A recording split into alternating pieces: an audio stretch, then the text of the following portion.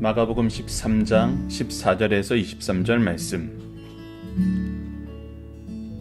멸망에 가증한 것이 서지 못할 곳에 선 것을 보거든 읽는 자는 깨달을진저. 그때 유대에 있는 자들은 산으로 도망할지어다. 지붕에 있는 자는 내려가지도 말고 집에 있는 무엇을 가지러 들어가지도 말며 밭에 있는 자는 겉옷을 가지러 뒤를 돌이키지 말지어다. 그 날에는 아이벤 자들과 젖먹이는 자들에게 화가 있으리로다. 이 일이 겨울에 일어나지 않도록 기도하라. 이는 그 날들이 환난의 날이 되겠음이라. 하나님께서 창조하신 시초부터 지금까지 이런 환난이 없었고 후에도 없으리라. 만일 주께서 그 날들을 감하지 아니하셨더라면 모든 육체가 구원을 얻지 못할 것이오늘 자기가 택하신 자들을 위하여 그 날들을 감하셨느니라. 그때 어떤 사람이 너희에게 말하되 보라 그리스도가 여기 있다 보라 저기 있다 하여도 믿지 말라. 거짓 그리스도들과 거짓 선지자들이 일어나서 이적과 기사를 행하여 할 수만 있으면 택하신 자들을 미혹하려 하리라. 너희는 상가라. 내가 모든 일을 너희에게 미리 말하였노라. 아멘. 안녕하세요. 승리한산 가족 여러분, 그리고 강성성경연구원 여러분. 오늘은 마가복음 13장 14절에서 23절 말씀을 말세의 징조를 바로 알고 준비하자라는 제목으로 함께 나누는 시간을 갖도록 하겠습니다. 어제부터 저희가 말세의 징조를 바로 알고 준비하자라는 제목으로 말씀을 나누고 있고, 오늘은 그 두 번째 시간입니다. 자, 우리가 말세의 모습을 보여줄 때 예수님께서 어떻게 말세의 징조를 우리에게 나타내고 계시냐면, 예루살렘이 회파되는 것을 얘기하시면서 마지막 때의 이야기를 같이 한 화면에 보여주고 있습니다. 그렇게 해서 예루살렘이 회파되는 것을 통해서 우리가 그것을 확인하면 무엇이 분명함을 깨달아야 된다? 예수 그리스도께서 재림함을 분명히 깨달아야 된다는 것입니다. 그리고 예수님께서 이 이스라엘의 멸망, 예루살렘 성전이 회파될 때 나타났던 그러한 것들이 마지막 때에도 일어날 것을 얘기하면서 이것이 동일한 형태로 우리에게 경험됨을 가르쳐 줍니다. 자, 그것이 바로 14절에서는 멸망에 가증한 것이 나타난다는 것으로 설명을 시작합니다. 그래서 멸망에 가증한 것이 서지 못할 곳에 선 것을 보거든. 이곳이 어디냐면 바로 하나님의 성전에 멸망에 가증한 자들, 하나님을 모독하고 이스라엘 백성, 하나님의 백성을 핍박하는 자들이 서게 된다는 것입니다. 즉, 이들이 승리하는 것처럼 보인다는 거예요. 근데 그때 어떻게 해야 되냐면 유대에 있는 자들은 산으로 도망할지어다 라고 합니다. 이것은 하나님께서 정해놓은 심판의 역사입니다. 바로 멸망에 가증한 것을 징계의 몽둥이로 사용하셔서 우리의 잘못을 하나님께서 심판하고 계시는 거예요. 즉, 그러한 상황에 있는데 우리가 하나님의 심판을 거부한다는 입장에서 이것을 막기 위해, 이것을 거부하기 위해, 이것을 이길 수 있다고 생각하고 그곳으로 들어가는 것은 어리석은 것이고, 오히려 어떻게 하라 그러냐면 산으로 도망하라 그럽니다. 산으로 도망하여서 그 심판을 피하라고 하는 거예요. 산으로 도망하는 그 모습은 어떤 모습으로 나타나는지 15절 말씀부터 보도록 하겠습니다. 15절은 지붕 위에 있는 자는 내려가지도 말고 라고 얘기합니다. 유대인들이 지붕 위에서 무엇을 했냐면 기도를 했습니다. 즉, 지붕 위라는 것은 기도하는 장소를 얘기하는 거예요. 즉, 기도하면서 하나님과 대화하고 하나님과 동행하고 하나님의 뜻을 의지하는 삶을 살아야지 이곳을 그만두고 내려가는 것은 오히려 환난 때의 어리석은 일이란 것입니다. 또한 지붕에 있는 무엇을 가지러 들어가지도 말며 우리가 환난 때를 준비하기 위해서 이런 것도 필요하지 저런 것도 필요하지 하면서 내가 가지고 있는 것을 챙기고 내가 가지고 있는 것을 보호하기 위해서 움직이는 것 또한 오히려 어리석은 것이란 것입니다. 우리가 환난할 때에는 하나님께서 우리의 생명을 지키시고 우리의 믿음을 지키시게 하시는 것을 의지하고 그것을 중요하게 생각해야 된다는 것입니다.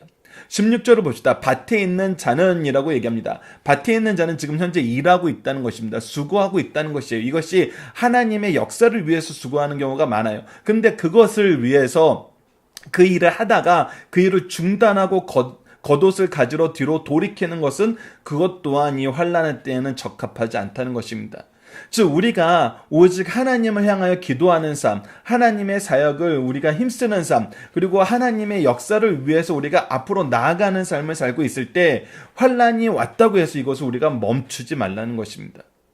우리는 이 일을 계속 진행해야 된다는 거예요. 그리고 우리가 더욱더 힘써 기도해야 되는 것은 무엇이냐면 17절과 18절입니다. 그 날에는 아이벤 자들과 젖먹이는 자들에게 화가 있으리로다. 즉 연약하고 힘든 사람들에게는 더욱더 이 환난의 때가 어렵다는 거예요. 그래서 이 연약한 사람들이 더 힘들어지지 않도록 우리가 어떤 일을 위해서 기도해야 돼요? 이 일이 겨울에 일어나지 않도록 기도하라. 항상 우리가 우리의 연약함을 하나님께서 돌봐주시고 우리의 부족함을 신원해 주시도록 항상 기도하라는 거예요. 그리고 분명히 얘기합니다. 19절 마지막 때의 환난 날들의 특징이 무엇이냐면 이는 그 날들이 환난의 날이 되겠습니다. 하나님께서 창조하신 시초부터 지금까지 이런 환난이 없었고 후에도 없으리라. 우리가 이것은 요한계시록에서도 확인했던 말씀이에요. 이러한 환난이 이 역사상 찾아보기 힘든 그런 환난들이라는 거예요. 그것이 앞으로 우리가 경험하게 되는 시기라는 것입니다. 그러나 우리가 이런 환난 안에서도 걱정하지 않을 수 있는 이유는 무엇이에요? 바로 20절입니다. 만일 주께서 그 날들을 감하지 않으셨더라면, 주께서 그날을 감하셨다는 건 뭐예요? 이 모든 것이 주님의 통제 안에 있다는 것입니다. 하나님께서 조절하고 계신다는 거예요. 조절하고 계시기 때문에 하나님께서는 우리를 구원하시기 위해서 역사하고 계시고 있기 때문에 우리가 이 일을 견딜 수 있다는 거예요. 우리를 그 가운데에서도 보호해주고 계신다는 거예요. 만약에 하나님께서 이것을 감하지 아니하셨다면 어때요? 모든 육체가 구원을 얻지 못할 것이거늘 이라고 얘기합니다. 우리는 어느 누구도 우리 스스로가 이 구원의 역사를 주도적으로 우리가 충분하게 이끌 수 있는 사람들은 없어요. 오히려 이 일은 전혀 할 수 없죠.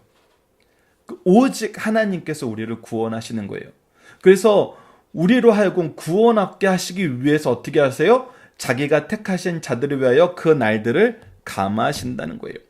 다시 한번 얘기하지만 감하신다는 것은 뭐예요? 철저하게 주님의 통제 안에 있다는 것입니다. 그리고 주의하라는 거예요. 무엇을 주의하라는 것입니까? 21절입니다. 그때 어떤 사람이 너희에게 말하되 보라 그리스도가 여기 있다 보라 저기 있다 해도 믿지 말라. 계속해서 얘기하는 거 어제 말씀에서도 처음에 중요하게 강조하셨던 게 뭐예요? 거짓 선생들이 일어나서 미혹하게 한다는 거예요. 그래서 내가 그리스도다, 내가 약속된 바로 그 사람이다 해도 믿지 말라는 거예요. 그리고 22절은 거짓 그리스도들과 거짓 선지자들이 일어나 이적과 기사를 행하여, 근데 그들이 우리를 유혹하기 위해서 무엇을 하냐면 이적과 기사까지도 행한다는 것입니다. 그래서 이 이적과 기사를 보면 우리가 현혹될 수 있어요. 근데 이들이 이적과 기사를 행하는 이유는 뭐라면 할 수 있으면 택하신 자들은 미혹하기 위해서 이 일을 한다는 거예요. 그렇기 때문에 너희들은 이 이적과 기사를 보더라도 뭐하라? 삼가라. 모든 일을 너에게 미리 말하였느라. 자, 그렇다면 우리가 이 부분에 대해서는 목요일 말씀을 통해서 말세의 징조를 바로 알고 준비하자 그 세 번째 시간에서 더욱더 분명하게 볼 것이지만 미리 우리가 한번 봅시다. 그렇다면 예수 그리스도가 어떻게 오셔야지 우리가 그분이 그리스도임을 볼 수 있어요? 이미 우리가 요한계시록 말씀을 통해서 그분이 영광스럽게 오심을 우리에게 나타냈어요. 자, 이 모습은 우리가 아직 전혀 경험하지 못한 것이기 때문에 때로는 헷갈릴 수 있어요. 이 모습으로 오신다는 것을 우리가 말씀을 제대로 모르는 사람들은 이적과 기사를 행하는 것을 통해서 예수님이 이런 이적과 기사를 행하셨기 때문에 영광 받으시고 사람들이 환호하기 때문에 이것이 영광의 모습으로 오시는 그리스도의 모습 아닐까라고 헷갈릴 수 있고 이렇게 유혹하는 사람도 있을 수 있어요. 그래서 우리가 성경적인 기준을 분명히 봐야 됩니다. 특히 우리가 목요일날 보게 된 말씀에서 분명히 나타나는 중요한 한 가지 기준이 있죠. 그것이 무엇입니까? 그 때를 오직 성부만 알고 계시고 아들도 천사도 그 외 어떤 사람도 모른다는 거예요. 그렇기 때문에 거짓 그리스도, 거짓 선지자는 우리가 무엇으로 구분할 수 있어요? 언제 예수님이 오신다라고 얘기하거나 내가 언제 어떻게 너희들에게 갈 거니까 너희들이 준비하고 있어라 그러나 이 때를 특정하는 사람은 잘못된 사람이라는 거예요. 그리고 두 번째 더 중요한 게 바로 요한계시록 1장 7절에 나타나죠. 1장 7절에는 뭐라고 얘기하고 있어요? 예수님께서 오시는 것은 모든 사람이 볼 수 있게 오신다 그랬어요. 즉 누구도 볼 수 있게, 그의 옆구리를 찌른 자도 볼 수 있게, 즉 죽었던 자들도 부활하여서 예수 그리스도의 오심을 확인할 수 있게 오신다는 거예요. 그렇기 때문에 우리가 때를 특정하는 사람들은 거짓 선지자라는 걸 구분할 수 있어야 돼요. 내가 보지 못했는데 자기가 재림 예수라고 얘기하는 것은 우리가 아님을 알아야 돼요. 그리고 우리가 요한계시록을 통해서 봤던 것처럼 그들이 보이는 이적과 기사는 뭐였어요? 되도록이면 예수님이 하셨던 것과 비슷한 것을 보여주려고 해서 어떻게 해요? 거진 죽은 것 같이 된 상태에서 회복하는 모습을 보여줘요. 근데 이것은 분명히 예수 그리스도의 죽으심과 부활하고는 달라요. 그리고 예수 그리스도는 이미 부활하셔서 영광을 입고 계세요. 그렇기 때문에 다시 부활의 역사가 필요가 없고 다시 회복의 역사가 필요가 없어요. 그런데 이 예수님의 죽으심과 부활을 흉내내면서 자기가 재림 예수다라고 우리를 미혹하는 자들이 있다는 것입니다. 분명히 얘기하셨는데 그들을 어떻게 하라고요? 삼가하라고요. 미리 말하였노니 삼가하라고요. 우리가 이번 주 남은 말씀을 통해서도 우리가 무엇을 통해서 이것을 구분할 수 있는지 좀 더 구체적으로 하나씩 확인하는 시간을 갖도록 하겠습니다. 자, 본문 묵상하기를 통해서 간단하게 다시 한번 복습을 하겠습니다. 멸망에 가증한 것이 선 것을 볼 때 성도들은 어떻게 해야 됩니까? 우리가 그곳에 달려나가서 싸울 필요가 없어요. 왜? 이 환란의 때는 예루살렘 성전 회파를 통해서 보여줬던 것처럼 하나님의 심판의 예고에 의해서 이루어지는 것이에요. 즉 우리가 일정 시간 동안 그 환란에 놓이게 되는 것은 하나님께서 하나님의 뜻에 의해서 우리에게 이루어지는 일이에요. 그러니까 우리가 이것을 맞서 싸울 필요가 없어요. 우리가 맞서 싸우는 것은 오직 무엇을 하는 거예요? 바로 하나님의 말씀을 지키고 예수 그리스도의 복음을 전하는 것이에요. 이것이 우리가 싸우는 거예요. 우리가 그들을 정말 총칼을 들고 진멸하기 위해서 나가는 것이 아니라 오직 복음의 사명을 하는 거예요. 그것이 싸우는 거라는 것입니다. 그래서 우리로 하여금 무엇하라 그래요? 산으로 도망하라 그래서 이 전쟁터에 빠져서 우리가 서로 죽고 죽이는 일을 하지 말라 그래요. 그리고 오히려 뭐하라 그래요? 지붕 위에서 기도하는 것을 유지하라 그래요. 세상 것을 찾으러 돌아가지 말라 그래요. 오히려 하나님의 사역을 계속하라 그래요. 그리고 무엇하라 그래요? 더욱 기도하라 그럽니다. 그리고 우리에게 분명히 약속해 주시는 건 뭐예요? 우리가 이 환난할 때에 쓰러지고 죽고 멸망하는 것이 아니라 우리를 구원하시기 위해서 주님께서 이 날을 감하셨다는 거예요. 하나님의 통치 안에서 우리를 보호하고 계심을, 통제 안에서 조절하고 계심을 우리에게 분명히 얘기해 주세요. 그리고 주님께서 이 모든 것을 미리 경고하신 이유가 뭐예요? 미리 구별할 수 있게 하시는 거예요. 어리석은 자들의 유혹에 미혹함을 받지 않도록 하기 위해서 우리에게 미리 말씀하셨다는 거예요. 그래서 우리는 이 미리 말씀하신 이 말씀을 기준으로 미래를 보는 것입니다. 마지막 때를 조망하는 거예요. 그것이 우리가 구속사로 이 세상을 조망하는 모습입니다. 오직 말씀이 기초가 되는 것입니다. 자, 그러면 중심 사상을 하나씩 확인해 보도록 하겠습니다. 여러분들 책 76페이지 승리하는 삶 3호로 76페이지에 기록되어 있습니다. 장래일을 보시고 실행하시는 분은 오직 하나님 뿐이시라는 거예요.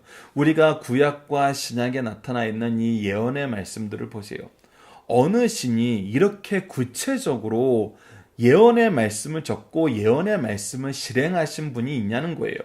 그런 신은 과거에도 없었고 미래에도 없었고 오직 하나님 한 분이세요. 그래서 오직 하나님만 참된 하나님임으로 하여금 믿게 하세요.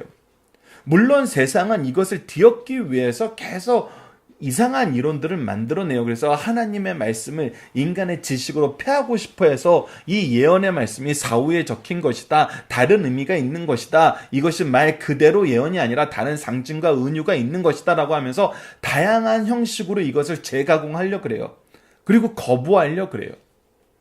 하지만 다시 한번 분명하게 확인하는 것은 하나님은 이 장래일을 모두 우리에게 가르쳐 주시고 그것이 하나 실행되는 것을 보여주신 분이라는 거예요. 그것의 하이라이트가 뭡니까? 바로 예수 그리스도였죠. 자, 이것의 하이라이트가 예수 그리스도라는 것을 이해하지 못하니까 자꾸 다른 역사적인 사건으로 이것을 뒤엎고 싶어 해요. 그래서 우리가 성경을 통해서 예수 그리스도를 전하지 않으면은 자꾸 이들의 프레임에 빠져버려요. 그래서 성경이 하나님께서 분명히 약속하신 걸 이루신다는 증거의 확실한 하이라이트는 누구였냐면 예수 그리스도셨어요. 그래서 예수 그리스도께서는 성경에서 가르쳐 주신 대로, 성경에서 말씀하셨던 대로 나시고 사시고 죽으시고 장사되시고 부활하시고 승천하시고 앞으로 이제 어떻게 돼요? 다시 오세요. 예수님에 대한 예언만큼 분명하게 이루어진 것이 없어요. 물론 다른 것도 분명하게 이루어지만 이 모든 예언의 중심에는 누가 있었어요? 바로 예수 그리스도가 있었어요. 그래서 우리는 예수 그리스도를 통해서 이것을 분명하게 얘기해 줄 수 있어요. 그래서 이 멸망에 가증한 것이 누구일까 얘기하면서 여러 명을 얘기하고 이 여러 명을 얘기한 거에 의해서 또 이 마지막 때 예언의 말씀이 막 이렇게 해석된다, 저렇게 해석된다, 이렇게 해석되면 이렇게 이게 뭐 문제가 된다, 저렇게 되면 이것이 문제가 된다 이렇게 얘기하면서 서로 이 안에서 새로운 해석을 만들어내고 새로운 증거를 보이면서 무엇을 헷갈리게 하냐면 오히려 예수 그리스도의 말씀과 예수 그리스도의 정말 구원자 되심과 재림의 약속을 우리로 하여금 혼란스럽게 하는 경우가 많아요. 그러나 그래서 우리가 더더욱 집중해야 되는 것은 누구에 대한 예언을 통해서 하나님의 구속의 은혜를 보는 거예요. 예수 그리스도에 대한 예언을 통해서 하나님의 구원의 역사를 보는 것이고, 말세에도 요한계시록을 통해서 우리에게 분명하게 말씀하신 건 뭐냐면 그리스도께서 하시는 말씀을 교회는 들으라 그러고 그리스도께서 오심이 분명하다고 얘기해 주고 있어요. 나머지는 부수적인 해설이에요. 본질적인 해설은, 본질적인 메시지는 바로 예수 그리스도의 다시 오심이라는 거, 오늘 말씀에서도 우리가 다시 한번 확인할 수 있습니다. 그래서 주의하라는 것이 무엇이에요? 거짓 선생들과 거짓 그리스도들을 주의하라는 거예요. 자, 두 번째는 감추인 것이 드러나지 않은 것이 없고 숨긴 것이 알려지지 않을 것이 없다는 거예요. 하나님께서는 모든 것을 아신다는 거예요. 그래서 죄에 대한 부분도 하나님께서 심판하신다 그러면 반드시 심판돼요. 단 하나님께서는 그 때가 될 때까지, 때는 하나님만 알고 계세요. 때가 될 때까지 어떻게 하세요? 참으세요. 그래서 가나안 족속으로 대표되는 이 아모리 족속으로 대표되는 가나안 족속도 하나님께서 심판하신데 400년 이상 참으셨어요. 이스라엘 회파도 70년 후에 일어날 건 미리 얘기하시고 인내하셨어요.